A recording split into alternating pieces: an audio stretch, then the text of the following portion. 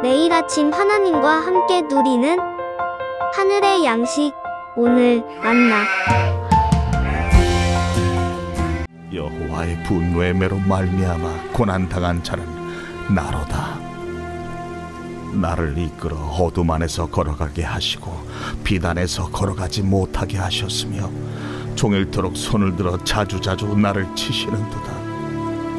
나의 살과 가죽을 쇠하게 하시며 나의 뼈들을 꺾으셨고 고통과 수고를 쌓아 나를 해우셨으며 나를 어둠 속에 살게 하시기를 죽은 지 오랜 자 같게 하셨도다.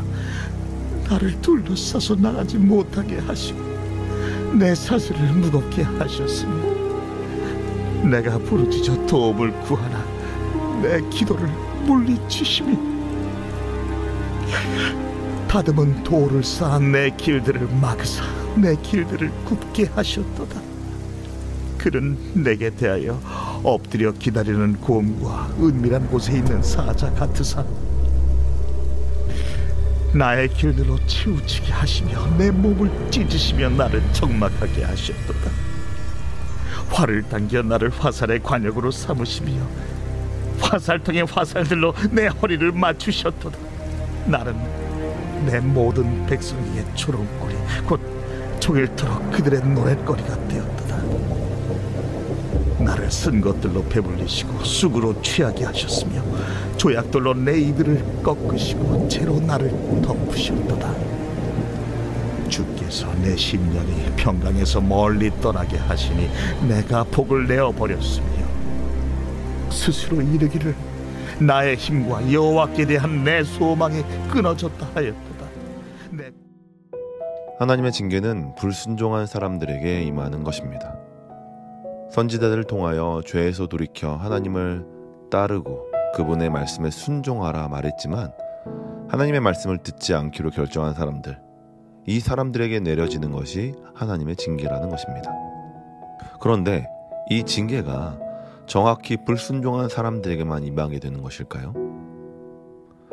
출애굽하기 전 장자의 죽음을 선포하시고 이집트의 장자들을 선택적으로 죽이셨던 것처럼 하나님께서 불순종한 자들만 골라서 심판하는 것이 가능할까요? 전지전능한 하나님이시기에 못하실 일이 없기에 가능합니다. 그런데 오늘의 말씀만큼은 징계란 골라서 임하는 것이 아니라 한 나라에 대한 심판은 그 나라에 의인이 있다 하더라도 임하게 됨을 보게 하십니다.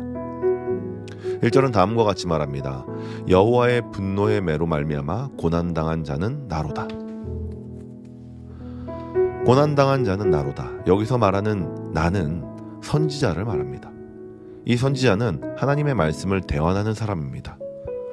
불순종한 자들에게 돌이킬 것을 선포하고 어떻게 살아가는 것이 순종의 길인지 정확히 아는 사람입니다. 그러나 그의 삶은 어떻습니까? 1절부터 18절까지 계속해서 선지자가 받는 고난과 고통에 대해서 이야기하고 있습니다. 매를 맞고 어두움 가운데 살아가게 됩니다. 하나님께서 선지자를 치심으로 살과 가죽이 쇠하여집니다. 뼈들이 꺾이고 사방이 막혀서 움직일 수 없는 상황이 만들어집니다. 기도를 들어주지 않으시고 곰과 사자를 통해 몸을 찢으십니다. 화살을 쏘아 맞게 하시며 다른 나라 백성들에게 조롱거리가 되게 하십니다. 이 모든 것이 어디로부터 시작된 것입니까? 바로 여호와 하나님께서 선지자에게 내리신 고통과 고난입니다. 육체적인 고통은 결국 정신적인 고통에 이르게 되고 흔들림 속에서 정신없이 끌려다니는 것이 바로 오늘 선지자의 모습입니다. 단순히 보면 이해가 가지 않습니다. 하나님의 사람으로 살았고 말씀을 절대적인 기준으로 삼아 살았던 사람에게 왜 이런 일이 일어나는 것일까요? 참 답답합니다. 그런데 이해가 안 가는 고통받는 선지자의 모습은 사실 하나님이 의인들, 믿는 자들을 어떻게 사용하시는지 보게 하시기 위함인 것입니다. 선지자의 고통은 하나님을 믿고 따르는 사람들의 평생의 모습입니다.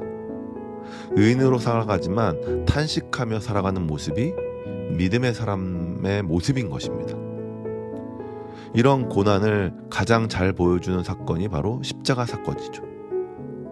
거룩하신 하나님의 아들 예수 그리스도께서 죄를 사하시려 고난과 고통을 선택하시고 탄식 속에 십자가에 달려 죽으셨습니다. 이건 정말 말도 안 되는 상황이라는 것을 우리 모두는 잘 알고 있습니다. 그렇기에 하나님은 의인을 사랑으로 인도하시지만 고통 속에서도 지낼 수 있게 하시는 분임을 인정할 수 있게 되는 것입니다. 그런데 하나님은 믿으면 골라서 살려주셔야지 왜 믿는 자도 어둠 속에 지내게 하시는 것일까요? 이유는 이렇습니다. 일반적인 고난이야 개인에게 가르침을 주시고자 선물처럼 주어지는 것이지만 하나님께서 모두에게 내리신 고난을 믿는 자들이 피하지 못하고 고통받는 것은 바로 믿는 자들의 끝에는 승리가 있음을 보게 하시기 위함인 것입니다. 같이 고통을 받지만 끝내 죽음에서 부활하게 되는 부활의 승리를 보게 하시기 위해서 우리에게도 동일하게 고통이 임하게 되는 것입니다. 불순종하는 사람들은 의인들이 함께 고통받는 모습을 보면서 하나님의 인도하심을 부인할 수도 있을 것입니다. 하지만 지금 당장 보이는 편안함이나 안정적인 것이 아닌 마지막 때의 모든 이들 앞에서 우리 모두가 의인의 자리에 앉는 것을 보게 하시기 위해 함께 고통받게 하는 것입니다. 그렇다면 우리는 어떤 삶을 살아야 합니까? 짓누르는 큰 고통 앞에서 우리는 어떻게 살아야 합니까? 포로로 끌려가도 다시 귀환하게 하실 하나님을 생각하며 신앙을 놓지 않고 끝까지 인내함으로 기다린 백성들처럼 우리도 마지막 때에 주실 하나님의 은혜를 기억하며 고난 중에도 붙들고 걸어가야 하는 것입니다. 끊어질 것 같고 하나님이 일하시지 않는 것처럼 여겨질 수도 있습니다. 하지만 하나님은 우리의 앞날을 위해서 지금의 시간을 이기도록 계속해서 도와주고 계십니다. 무엇보다 우리가 무엇을 하든 기다리고 계십니다. 그렇기에 우리는 버틸 수 있는 것이죠. 오늘 하루 선지자와 같은 고난과 고통 속에 살아가시는 분이 계십니까? 버티시기 바랍니다.